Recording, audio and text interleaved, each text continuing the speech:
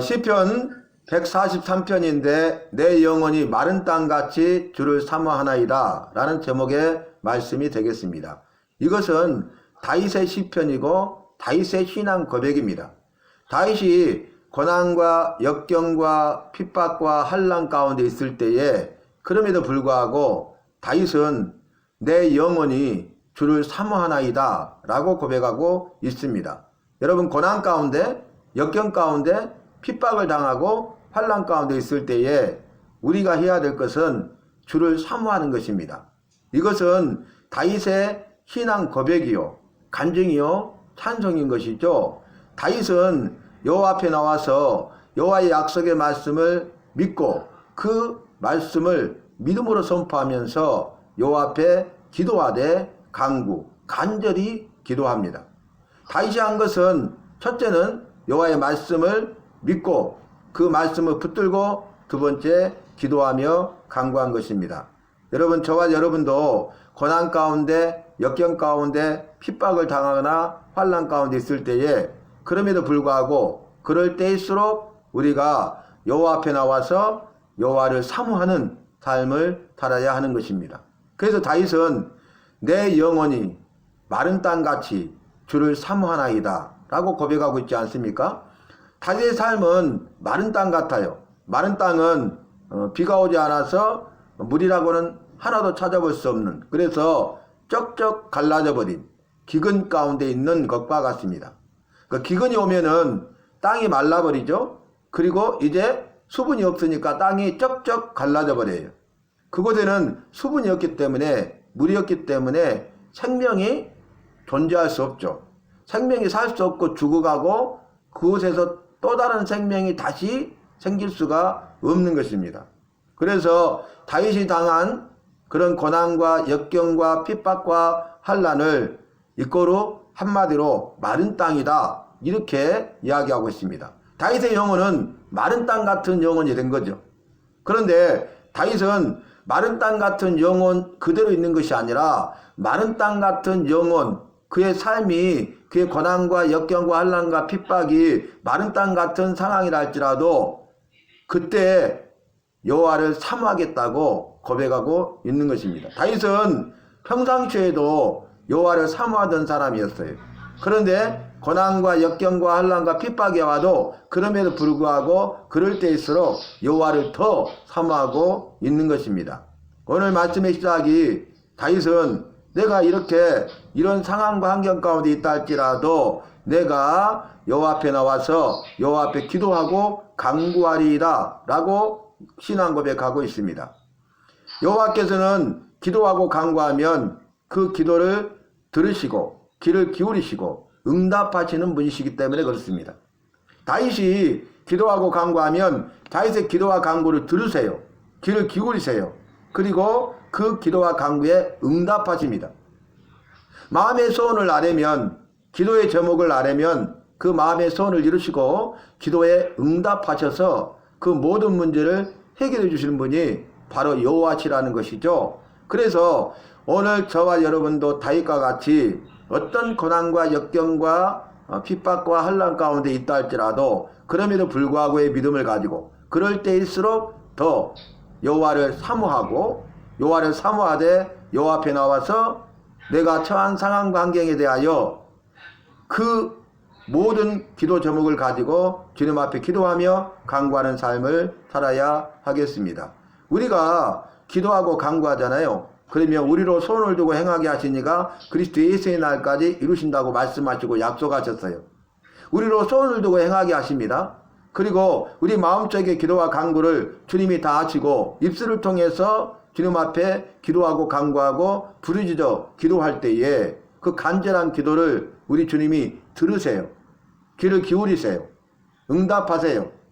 그래서 내가 마음에 품고 생각하는 모든 것을 입술을 통해서 주님 앞에 고백하면, 기도한다는 것은 도움을 요청하는 것 아닙니까?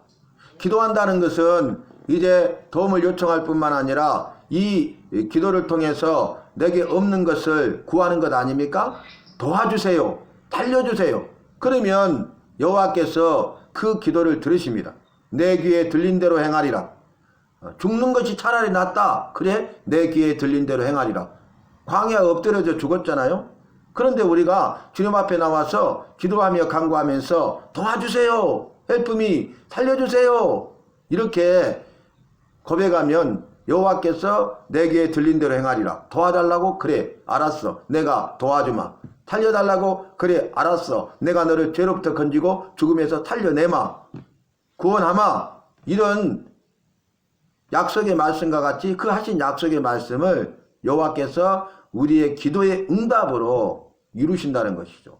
일하시고 역사하신다는 거죠. 여호와께서 기도의 응답으로 일하시고 역사하면 우리에게는 기적이 이루어지고 나는 기적을 체험하는 주인공 간증자가 되는 것입니다. 다윗은 이런 고난과 역경과 핍박과 환난 가운데 있을 때 어떻게 고백했습니까? 내가 여호와께 전심으로 감사하리이다. 내가 여호와께 전심으로 찬송하리이다. 내가 여호와께 전심으로 예배하리이다. 다윗은 그럼에도 불구하고 감사할 수 없는 상황에서도 감사하되 감사할 뿐만 아니라 전심으로 감사했어요. 찬송할 수 없는 상황에도 불구하고 찬송했는데 찬송하되 전심으로 찬송했어요. 예배할 수 없는 상황에도 불구하고 다윗은 예배했어요. 예배하되 전심으로 예배한 것입니다. 저와 여러분 어떤 상황 환경 가운데 있다 할지라도 우리 여호와를 믿는 믿음, 여호와의 말씀을 믿는 믿음을 가지고 모든 일에 대해서 감사하시기 바랍니다.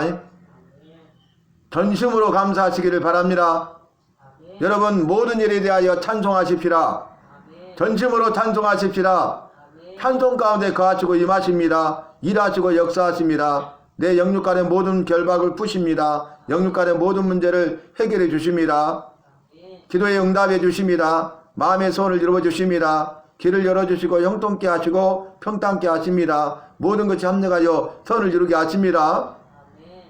그래서 무디 목사님이 붕의 집회를 인도하기 위해서 가는 길에 그 앞에 있는 교회를 보니까 교회 지붕 꼭대기에 마귀들이 귀신들이 춤을 추고 있는 거예요. 아, 저기는 찬송이 없는 교회구나. 기도하지 않는 교회구나. 이렇게 생각하고 찬송하고 기도해야 된다고 말했어요. 그리고 이제 약속한 교회에서 부흥 집회를 끝내고 집으로 돌아가는 길에 그 교회 지붕을 보니까 마귀들이 다 떠나가고 귀신들이 없어. 마귀가 떠나가고 귀신들이 다 떠나가 버렸어요. 이유가 뭐예요? 찬송하니까 귀신들이 떠나간 거예요. 여러분 찬송해야 되겠습니다. 입술을 열어서 찬송해야 됩니다. 우리를 나를 만드신 목적이 뭐예요? 여호와를 찬송케 하려고 여호와께서 우리를 만드시고 나를 만드셨어요. 우리가 예배 가운데 오면은 마음을 다해서 입술을 열어서 우리가 전심으로 여호와를 찬송해야 되겠습니다. 찬송하면 마귀가 떠나갑니다. 귀신들이 벌벌 떱니다. 우리가 예배하러 왔는데 찬송하지 않고 입을 벌리지 않고 찬송하지 않고 있잖아요. 예배에 승리해야 되는데 예배에 실패하잖아요. 예배에 집중해야 되는데 예배에 집중하지 않잖아요. 깨어 있어야 되는데 깨어있지 못하잖아요. 그러면 그냥 예배 드리러 와서 앉아있다가 갈 뿐이에요. 예배가 아니에요. 여호와께서 받으시는 예배가 돼야 되겠습니다.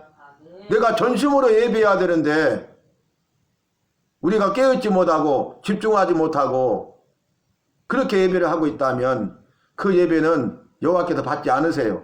지금 여호와께서 예배 가운데 가시고 임하시고 계십니다. 예배하는 우리와 나와 함께하고 계십니다. 나를 지켜보고 계십니다. 나를 다 알고 계십니다. 그래서 오늘 시편 143편을 보면은 다윗이 여호와 앞에 기도하되 간구했어요. 왜 기도하며 간구했어요? 여호와께서 그 자신의 기도와 간구를 들으시고 귀를 기울이시고 응답하시는 분이심을 알고 믿기 때문에 기도한 거예요. 그 믿음대로 기도하고 간구하면 여호와께서는 들으시고 귀를 기울이시고 응답해 주십니다. 고난 가운데서 그 고난을 이기게 하십니다. 승리하게 하십니다. 죽음의 위기 가운데 건져주십니다.